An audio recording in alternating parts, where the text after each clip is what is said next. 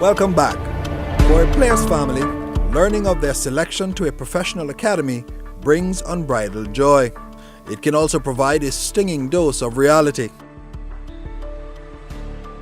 It was extremely difficult initially. We obviously knew that Kray was always very talented, and this was his dream. When the opportunity arose, we thought, wow, it's actually happening. But to let him go, we went through every different emotion there is. Right now I'm getting emotional even thinking about it, because it has been taxing on our family.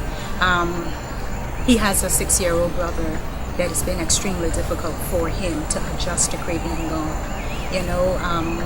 I have been, for the past few months since Kray left in August, I haven't been feeling well. It's like I've been heartbroken. I can't explain it. It's been really difficult. I'll be honest, letting him go at such a young age. But it was something he always wanted, and I had to allow him to pursue that. So we supported him 100%. I cried for about 4 weeks and then some after the initial leaving, and I think with Cameron it happened so quickly. It felt so quickly to me. One day he was at Chelsea, next day he was at Reading with the potential to go on to Tottenham. So it was just so fast. And, I think it moving fast sort of helped the process with it. But once he was there in Reading, it sort of sinked in.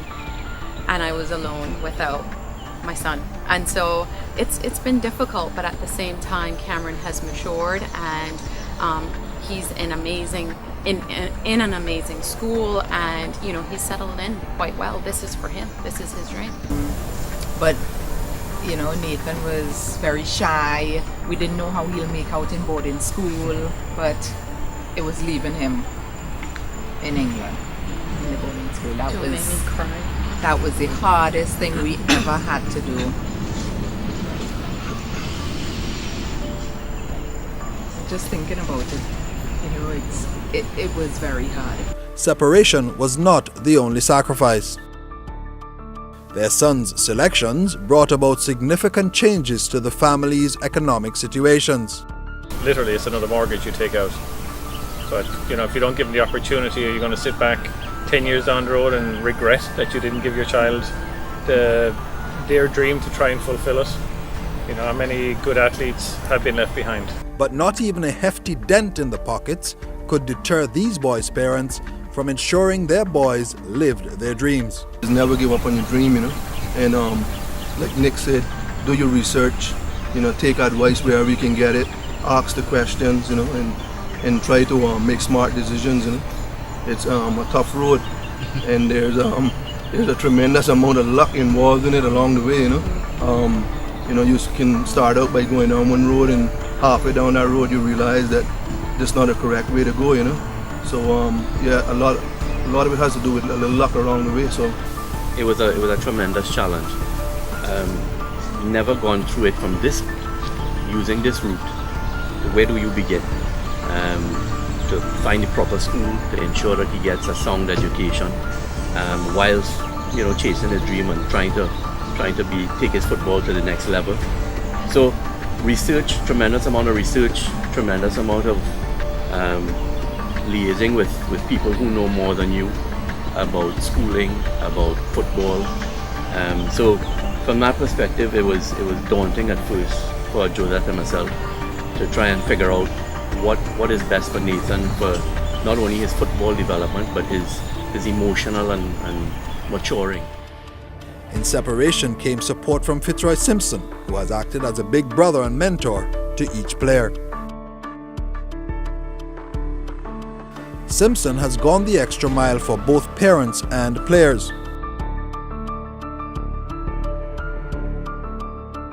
It has been tremendous Yes. for all of us, and even other kids that he's reached out to and stuff, and he's worked really hard to make that process of them transitioning over to England.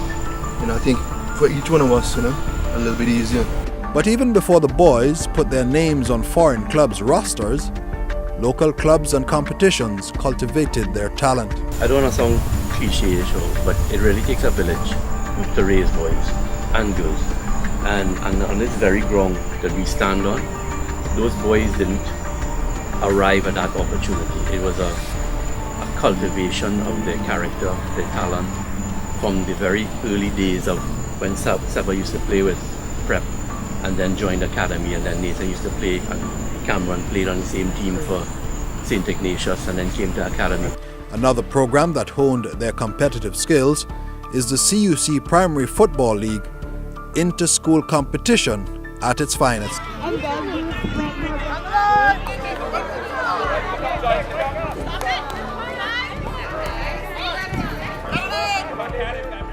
Neil Murray is the league's organizer, and on this day, a referee.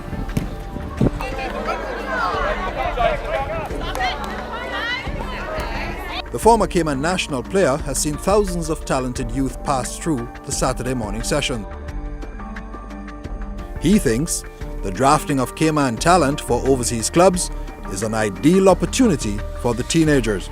You know, as they look up to the four kids, they can realize that some of them actually played against each other. So, you know, it's not impossible for anybody to reach that level. It's just a matter of the opportunities, working hard, discipline, commitment. Academics is first and foremost. That's the priority at the moment. But obviously, equal balance between your academics and your football is a great result. For players possessing natural ability, aspects of the game are instinct. But for these young men, success did not arrive by instinct alone. These boys have made sacrifices. Not seeing my family and not doing anything like watching TV or playing games. Had to go outside and practice. Sacrifices that I had to make were just leaving my family in total. That broke my heart, but I knew that I was doing it for the best, and I just had to leave my family, and I knew that I'd be coming back to visit them. And leaving all my friends, because I had very good friends there since we were small, we were best friends and stuff, so leaving them was kind of hard because I never really thought that I could find new friends and friends like them. And just leaving Cayman in total, that's just like my home.